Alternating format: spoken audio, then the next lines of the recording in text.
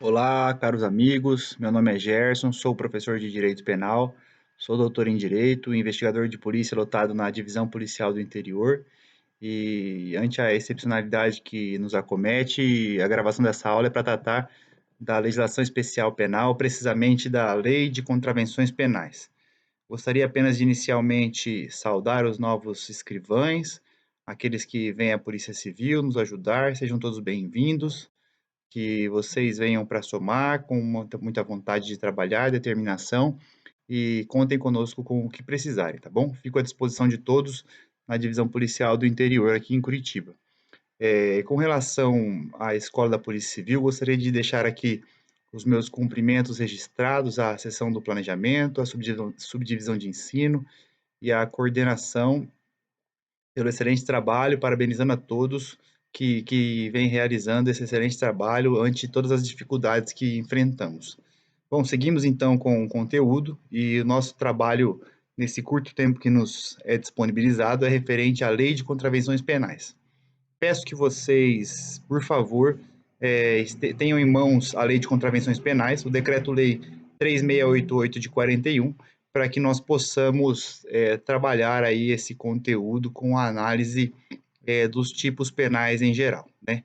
A título de introdução, é importante salientar que a Lei de Contravenções Penais, ela situa-se, né, dentro da perspectiva do direito penal, da matéria do direito penal, na legislação especial penal. Temos, então, a parte geral do direito penal, que está definida nos artigos 1º até o 120 do Código Penal. Temos os crimes em espécie, todos no Código Penal, do artigo 121 e seguintes, né, até o 361 e as suas letras, e temos a legislação penal especial. A legislação penal especial, ela não integra o Código Penal, são crimes e dispositivos específicos, né, e alguns até gerais, tratando de legislações especiais diversas, como a Lei de Crimes Hediondos, a Lei de Drogas, lavagem de capitais, crimes ambientais, etc. Entre elas, nós temos a Lei de Contravenções Penais. A Lei de Contravenções foi tratada pelo Decreto 3688 ainda em 1941, né? Portanto, ela se avizinha com relação à sua elaboração à elaboração do Código Penal, que é um ano anterior, tá? Naquele momento, né, político em que vivíamos, os códigos penal, Código Penal, de processo e a legislação penal extravagante eram elaborados, né, pelo formato decreto-lei. No caso aqui nós temos um decreto-lei, não uma lei ordinária, mas que foi recepcionado pela Constituição Federal como lei ordinária, tá? Portanto, não há nenhum problema com relação a isso. Então, as contravenções penais estão tipificadas pela Lei de Contravenções Penais, todas elas, tá? Vale dizer que elas integram, então, o que nós chamamos de legislação penal especial ou legislação extravagante, tá? O Código Penal aplica-se subsidiariamente à Lei de Contravenções Penais. Então, tudo daquilo que a Lei de Contravenções Penais não dispuser, o Código Penal é uma norma supletiva, subsidiária e regulamenta, complementando essa ausência do legislador. A Lei de Contravenções, ela formata uma espécie de microsistema penal com algumas peculiaridades. Então, ela tem dispositivos de parte geral e dispositivos de parte especial. Tem, portanto, algumas normas dentro do seu bojo que tratam de aspectos genéricos da aplicação das contravenções e tem contravenções em espécie, né? Tal como faz o Código Penal. Tem uma parte geral e uma parte especial. Naquilo que é a parte geral da Lei de Contravenções não dispuser, aplicam-se as normas previstas no Código Penal como norma supletiva, né? Isso é o que diz o artigo 1º da Lei de Contravenções Penais, que nós trataremos mais adiante. Mas ainda continuando nessa perspectiva introdutória, é importante dizer que as contravenções, elas distinguem-se dos crimes, né? Nós temos, então, como gênero as infrações penais e como espécies de infrações penais os crimes e as contravenções. E essa distinção, ela é feita pela lei de introdução ao Código Penal, né? A Lei 3.914 de 41. O artigo 1º da Lei 3.914 de 41 considera que crime é a infração penal. Aqui a lei combina pena de reclusão ou de detenção, quer isolada, quer alternativa ou cumulativamente, com a pena de multa. Ou seja, não há aplicação de pena de multa isoladamente para o crime. A aplicação da pena de reclusão ou detenção é isolada ou cumulativamente com a pena de multa, mas só a pena de multa não. Nós temos uma peculiaridade que é o artigo 28 da Lei de Drogas, né, mas não é o caso no momento. Já esse artigo 1º da Lei de Introdução ao Código Penal, como eu disse, a Lei 3.914 de 41, dispõe que contravenção é também a infração penal, por isso são espécies do mesmo gênero. Aqui a lei combina isoladamente, né, pena de prisão simples ou pena de multa. Então, no caso das contravenções penais, nós temos essa diferença, essa peculiaridade, porque é possível se aplicar a pena de multa isoladamente, o que não acontece com os crimes. E é possível também que se aplique conjuntamente a pena de prisão simples ou de multa, né? Então, aplica-se pena de prisão simples ou multa isoladamente, ou prisão simples e multa alternativamente ou cumulativamente, tá? Então, podemos aplicar as duas juntas ou uma ou outra.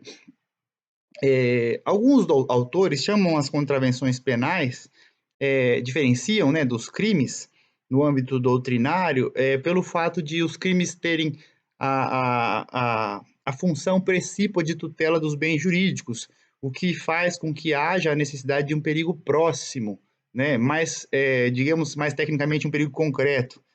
Mas isso dentro dos tipos modernos, em que se tutela bens jurídicos coletivos, deixa de ser uma verdade absoluta, de modo que há crimes de perigo abstrato, né, para que se tutele de uma forma antecipada a efetiva produção do perigo, né? Então, nós temos crimes de perigo abstrato também. Então, já não é algo mais que se aplica. Quem dizia isso era o Manuel Pedro Pimentel. Para ele, nas contravenções, o perigo não é veemente, tá? O Nelson Hungria dizia que as contravenções eram os crimes anões, né? Então chamava a contravenção penal de crime anão.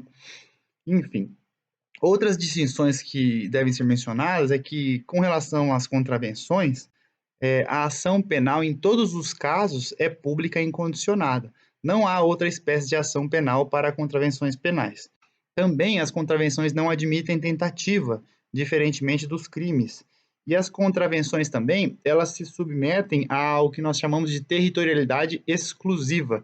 Não há a possibilidade de aplicação de contravenções penais fora do território nacional, como acontece com os casos do artigo 7º e seus incisos lá do Código Penal, né? Que nós temos a regra da territorialidade e as exceções a essa regra, que são os casos de extraterritorialidade. Isso não acontece nas contravenções penais.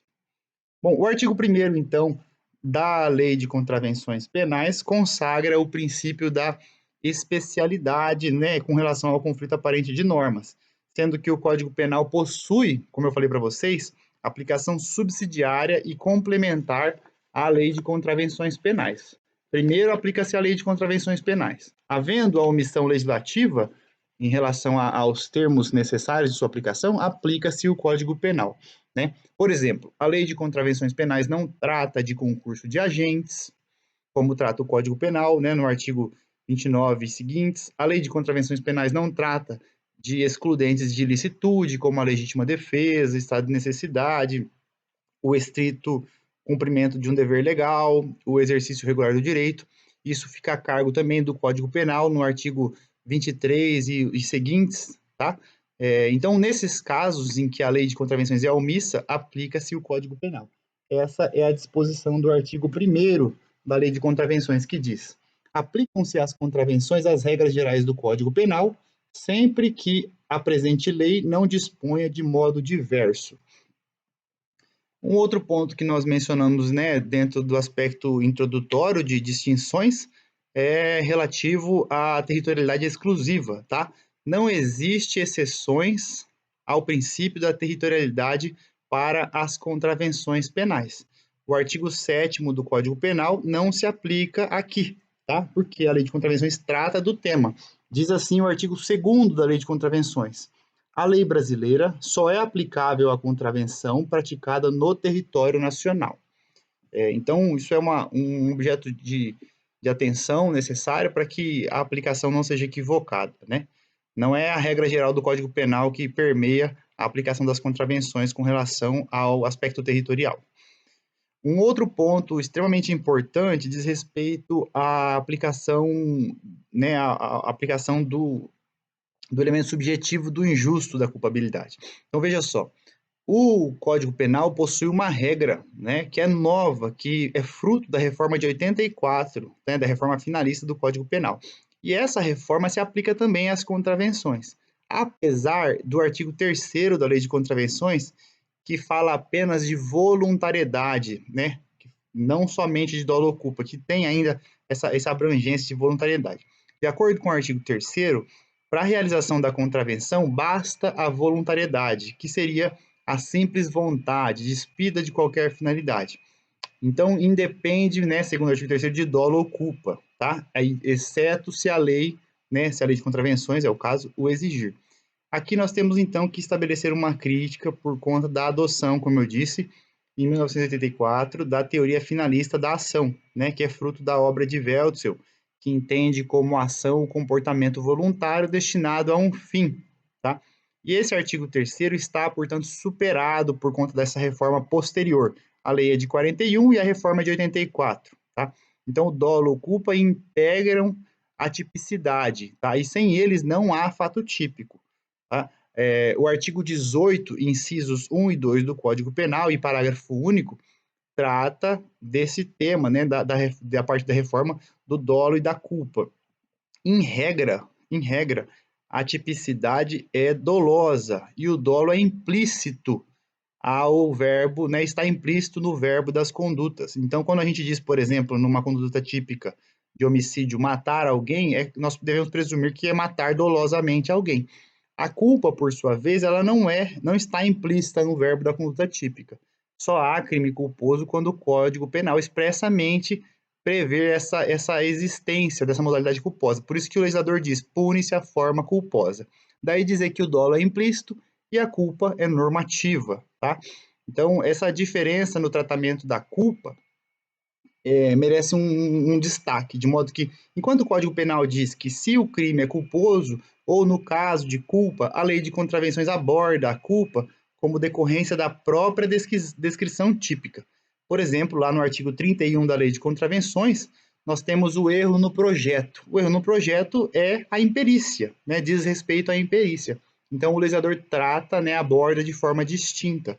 Tá? É uma impropriedade técnica, mas isso é fruto das sucessivas reformas que nós tivemos, né? A lei de contravenções ficou para trás, tá bom?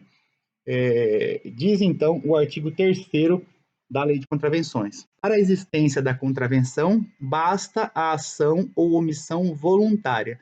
Deve-se, todavia, ter em conta o dolo ou a culpa se a lei faz depender de um ou de outra qualquer efeito jurídico. Então, a própria lei manteve esse dispositivo, mas ele está superado em virtude da adoção da teoria finalista pelo Código Penal e a reforma de 84. Temos, então, como modalidades de elementos subjetivos apenas dolo e culpa. E aí as respectivas espécies: dolo direto ou eventual, culpa consciente ou inconsciente, né? Vale destacar que, com relação ao dolo, o dolo adotado pela nossa doutrina e pelo nosso ordenamento é o dolo duplo, provido de consciência e vontade, né? O dolo, então, ele pressupõe a existência de um elemento volitivo e um elemento cognitivo. Sem um ou sem outro não há dolo. O dolo é duplo, por isso dizer que o dolo é duplo. E avançamos, então, próximo ponto, o artigo 4º, né, que diz respeito à tentativa, né?